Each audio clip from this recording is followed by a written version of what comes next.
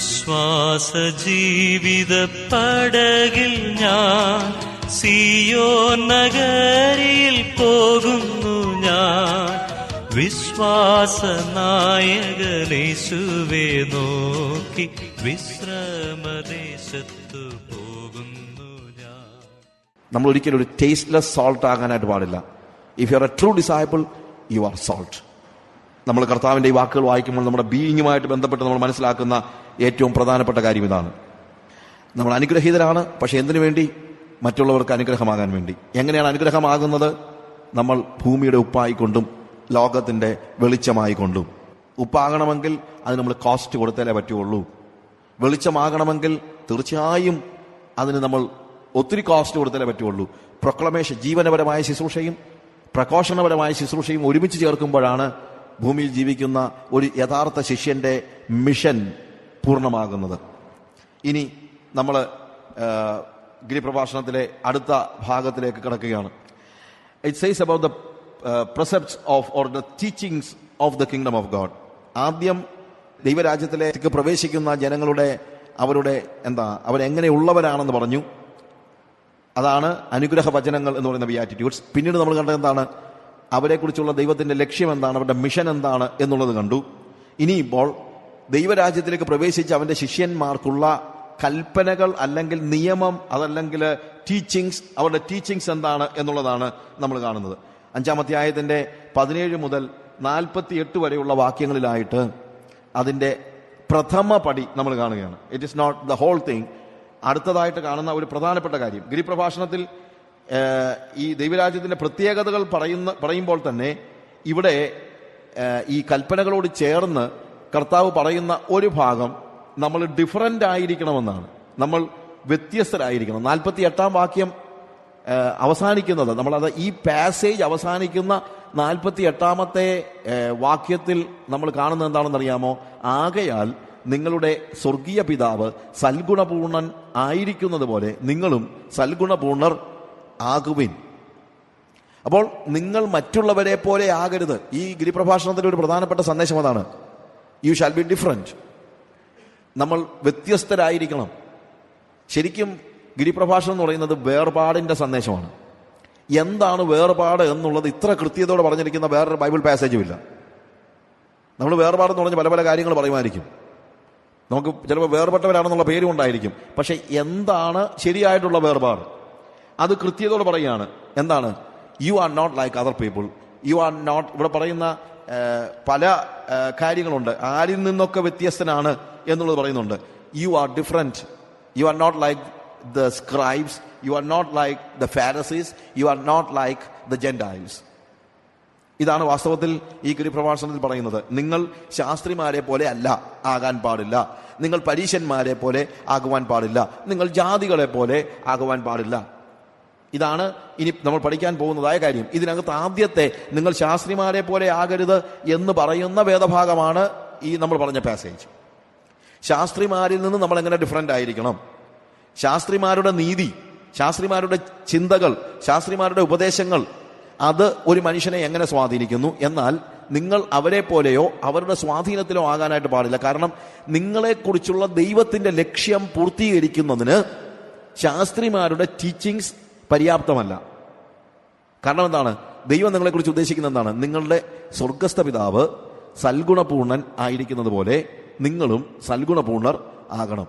അപ്പൊ സൽഗുണപൂർണനാവുക എന്നുള്ള സ്വാഭാവിക ലക്ഷ്യം പൂർത്തീകരിക്കണമെങ്കിൽ ഇപ്പോൾ നിങ്ങൾ ഫോളോ ചെയ്യുന്നതായ ശാസ്ത്രിമാരുടെ നീതിയോ പരീശന്മാരുടെ നീതിയോ പോരാന്നാ പറയുന്നത്. അതിന്റെ അടിസ്ഥാന ഘടകം ഇതാണ്. എന്ത്? We need to be different. എങ്ങനെയാകണം? We need to be like our heavenly father. ആരെ പോലെ ആകണം? പിതാവിനെ പോലെ. ശരിക്കും നമ്മൾ ഈ ഭൂമിയിൽ ജീവിക്കുമ്പോൾ നമുക്കുള്ള മാതൃക എന്ന് പറയുന്നത് യേശു കർത്താവാണ്. യേശുവിനെ പോലെയാകണം. യേശു തന്റെ പിതാവിനെ പോലെ ആയതുകൊണ്ട്, അതുകൊണ്ടാണ് നമ്മൾ സ്വർഗസ്ഥ പിതാവിനെ പോലെ ആകുന്നത്. സ്വർഗസ്ഥ പിതാവിനെ പോലെ ആവുക എന്ന് പറഞ്ഞാൽ നമുക്ക് ശരിക്കും സ്വർഗസ്ഥ പിതാവ് എങ്ങനെയുള്ള ആളാണെന്നുള്ളത് വ്യക്തമായ ഒരു വ്യക്തതയോടുകൂടെ നമുക്കറിയത്തില്ല. പക്ഷെ നമുക്ക് ഒരു കാര്യം അറിയാം, യേശു എന്ന് പറയുന്നത് സ്വർഗസ്ഥ പിതാവിന്റെ വെളിപ്പാടാണ്, അവന്റെ ജഡത്തിലെ വെളിപ്പാടാണ്. അപ്പോൾ യേശു ആരെ പോലെയാണ്? അവന്റെ സ്വർഗസ്ഥ പിതാവിനെ പോലെയാണ്. പിന്നെ നമുക്ക് ആകെപ്പാടെ ചെയ്യാൻ പറ്റുന്നത് ഈ യേശുവിനെ പോലെ ആവുക എന്നുള്ളതാണ്. അങ്ങനെ നമ്മൾ യേശുവിനെ പോലെ ആവുകയാണെങ്കിൽ നാച്ചുറലി നമ്മൾ ആരെ പോലെ ആയിത്തീരും? സ്വർഗസ്ഥ പിതാവിനെ പോലെ ആയിത്തീരും. അപ്പോൾ സ്വർഗസ്ഥ പിതാവിനെ പോലെ ആവുന്നതാണ് ശരിയായിട്ടുള്ള വേർപാടെന്ന് പറയുന്നത്. അത് ചെറിയ കാര്യമൊന്നുമല്ല. ആ സ്വർഗസ്ഥ പിതാവിന്റെ പ്രത്യേകത, ഹി ഈസ് പെർഫെക്റ്റ്. അവൻ സൽഗുണപൂർണനാണ്. അല്ലെങ്കിൽ ലോകത്തിന്റെ എല്ലാ തരത്തിലുള്ള ഡൈവേർഷൻസും വൈകല്യങ്ങളും, ലോകത്തിന്റെ എല്ലാ വൈകല്യങ്ങളും നിലനിൽക്കെ നമ്മൾ പറയാണ് we are not like these people, we are not like that people പറയുകയല്ല. കർത്താവ് പറയാണ് you shall not be like the Pharisee, you shall not be like the scribe, you shall not be like the Gentiles. ഭൂമിയിലുള്ള ആളുകളെ ഒരു 3 category ആയിട്ട് തിരിച്ച് കർത്താവ് പറയാണ് ഇവരെ പോലെ ആരെ പോലും നമുക്ക് ആകാൻ പറ്റത്തില്ല. പിന്നെ ആരെ പോലെ ആകാൻ പറ്റുന്നത്? എന്നാൽ ഇവരെ പോലെ എന്ന് പറയാൻ വേറൊരു ഗ്രൂപ്പിനെയും കാണിച്ചു തരുന്നില്ല. That's the difference. നിങ്ങൾ പരീശന്മാരെ പോലെ ആകരുത്, ജാതികളെ പോലെ ആകരുത്, ശാസ്ത്രിമാരെ പോലെ ആകരുത്. നിങ്ങൾ ശരിക്കും പറഞ്ഞാൽ അവിടെ സദുക്കയുടെ കാര്യം പറയുന്നില്ല. നിങ്ങൾ സദുക്കരെ പോലെ ആകണമെന്നില്ല. നിങ്ങൾക്ക് ആകാൻ പറ്റുന്ന, അല്ലെങ്കിൽ നിങ്ങളെക്കുറിച്ച് ദൈവം ഉദ്ദേശിക്കുന്നത്, നിങ്ങളുടെ ലക്ഷ്യം എന്താണ്, അല്ലെങ്കിൽ നിങ്ങളുടെ ടാർഗറ്റ് പോയിന്റ് എന്താണെന്ന് ചോദിച്ചു കഴിഞ്ഞാൽ എന്തായിത്തീരണം? നിങ്ങളുടെ പിതാവ് സൽഗുണപൂർണ്ണൻ ആകുന്നത് പോലെ. അതാണ് നമ്മുടെ ടാർഗറ്റ് പോയിന്റ്. അങ്ങോട്ടാണ് നമ്മൾ യാത്ര ചെയ്യുന്നത്. നമ്മുടെ ലക്ഷ്യം അതാണ്. അങ്ങനെ ആയിത്തീരണമെങ്കിൽ ഇവരെ പോലെ ആരെ പോലെ ആയാലും പറ്റത്തില്ല. അതുകൊണ്ട് ഗിരിപ്രഭാഷണത്തിലൂടെ കർത്താവ് കൃത്യതയോടെ പറയുകയാണ്, എന്ത്?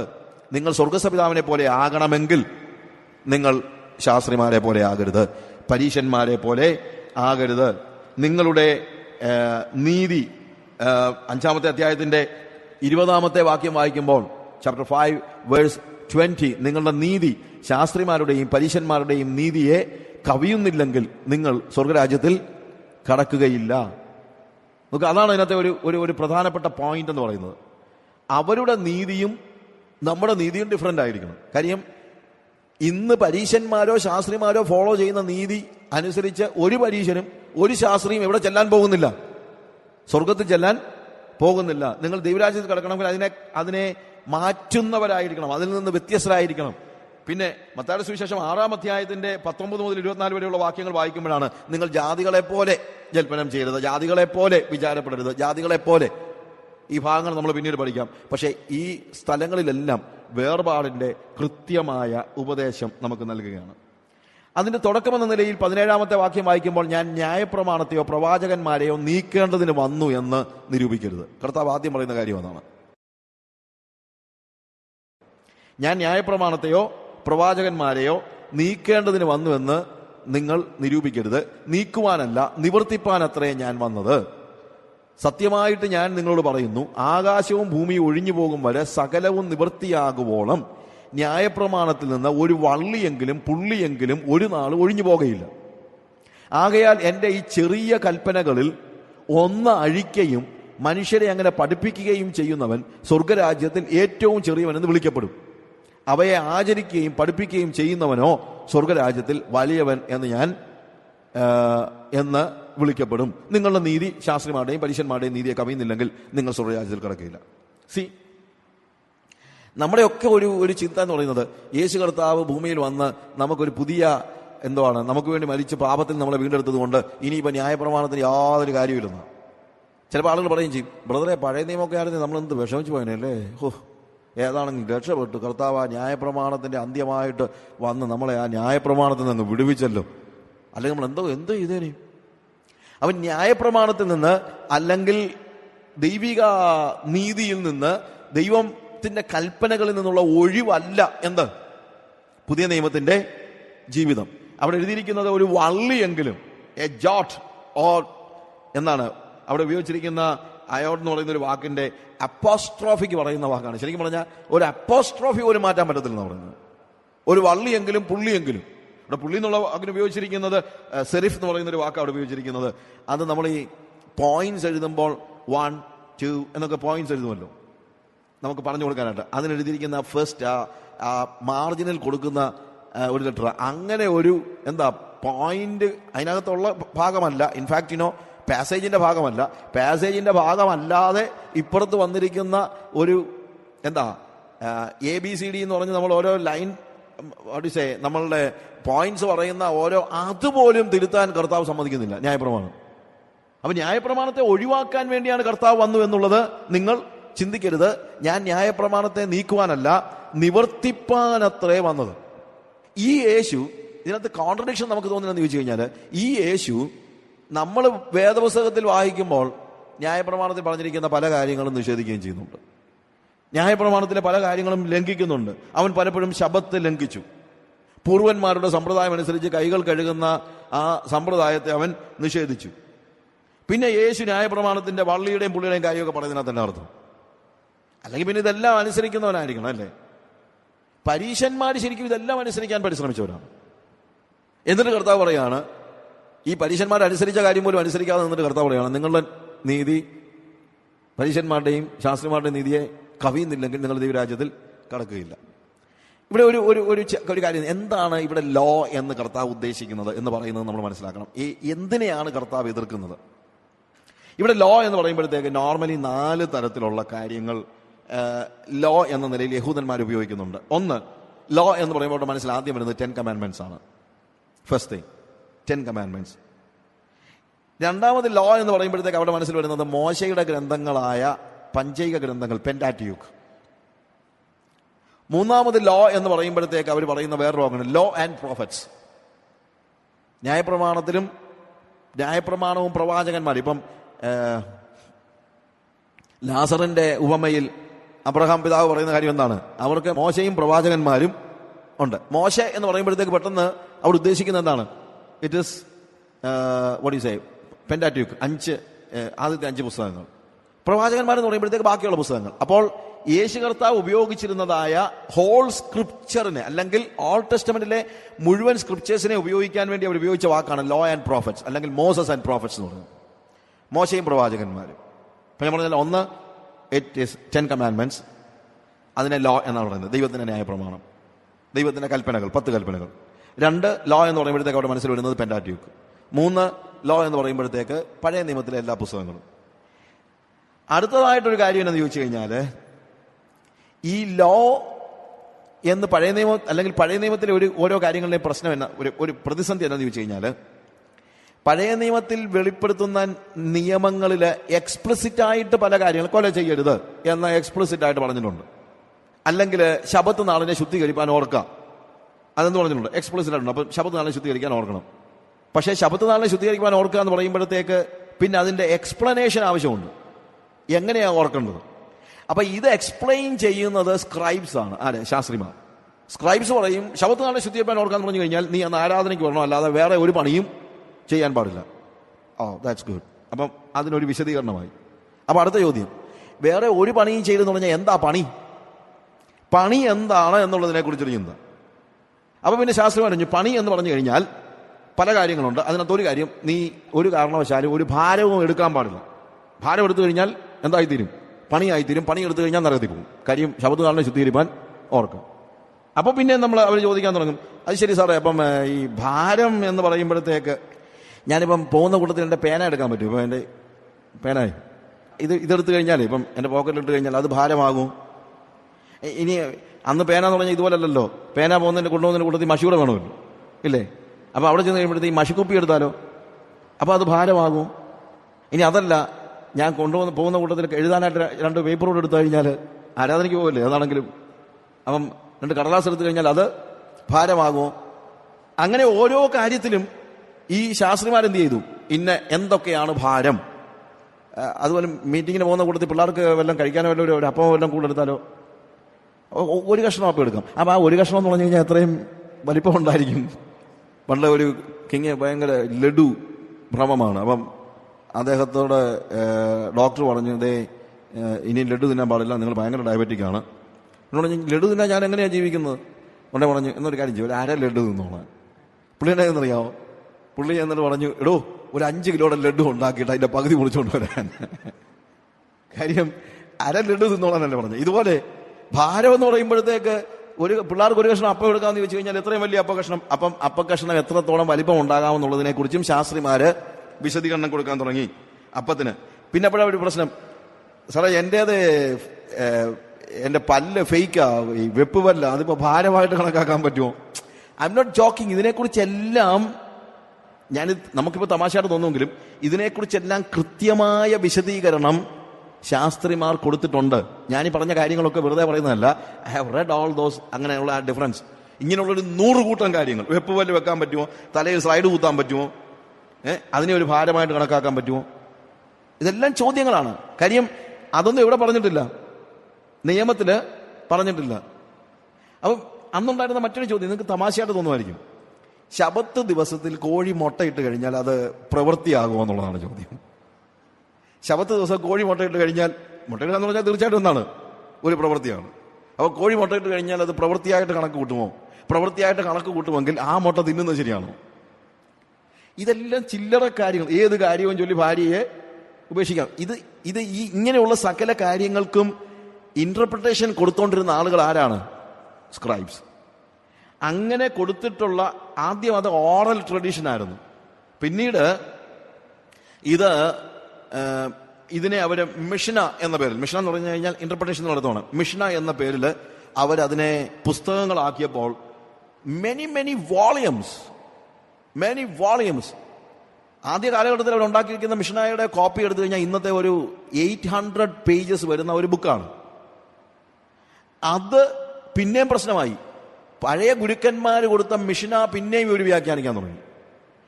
റബി ഹില്ലേൽ പറഞ്ഞതനുസരിച്ച് അതങ്ങനെയാണെങ്കിലും അതിന് പിന്നെയും വ്യാഖ്യാനം. അങ്ങനെ പിന്നെയും വ്യാഖ്യാനം വന്നു കഴിഞ്ഞപ്പോഴത്തേക്ക് അതിനെ വിളിച്ചുകൊണ്ടിരുന്നത് തൽമൂദുകൾ എന്നാണ്. തൽമൂദുകളുടെ 40 വോളിയംസ് ഉണ്ടായിരുന്നു നമുക്ക്. ഇതെല്ലാം അനുസരിക്കാൻ പരിശ്രമിച്ചുകൊണ്ടിരുന്ന ആളുകളാണ് പരീശന്മാർ.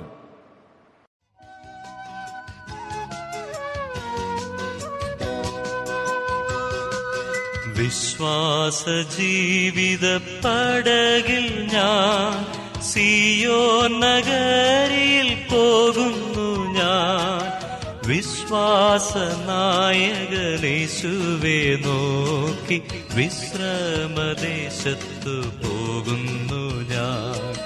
വിശ്വാസനായകനേശുവേ നോക്കി വിശ്രമദേശത്തു പോകുന്നു ഞാൻ. വിശ്വാസ ജീവിത പടകിൽ ഞാൻ സിയോൻ നഗരിയിൽ പോകുന്നു ഞാൻ. വിശ്വാസനായകനേശുവേ നോക്കി വിശ്രമദേശത്തു പോകുന്നു ഞാൻ. വിശ്വാസനായകനേശുവേ നോക്കി വിശ്രമദേശത്തു പോകുന്നു ഞാൻ.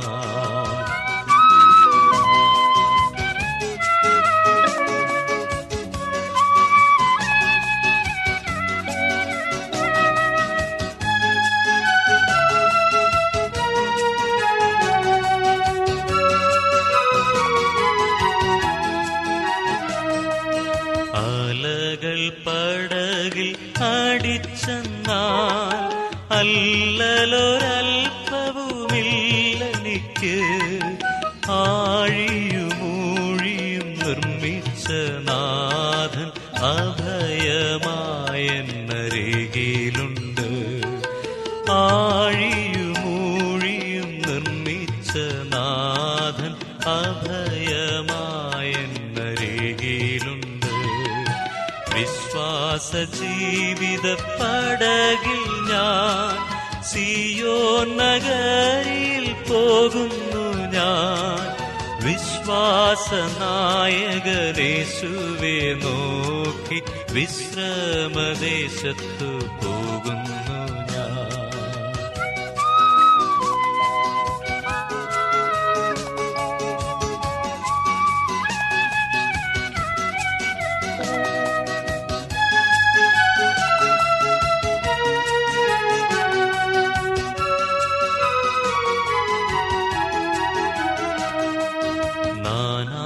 പരീക്ഷകൾ വേദനകൾ നന്നായെനിക്കിന്നുണ്ടായിടിലും നാഥനെ ഉള്ളത്തിൽ ധ്യാനിച്ചു എൻ ക്ഷീണം മറന്നങ്ങു പോകുന്നു ഞാൻ. നാഥനെ ഉള്ളത്തിൽ ധ്യാനിച്ചു എൻ ക്ഷീണം മറന്നങ്ങു പോകുന്നു ഞാൻ. വിശ്വാസ ജീവിത പടകിൽ ഞാൻ സിയോൻ നഗരിയിൽ പോകുന്നു ഞാൻ. വിശ്വാസനായകനേശുവേ നോക്കി വിശ്രമദേശത്തു പോകും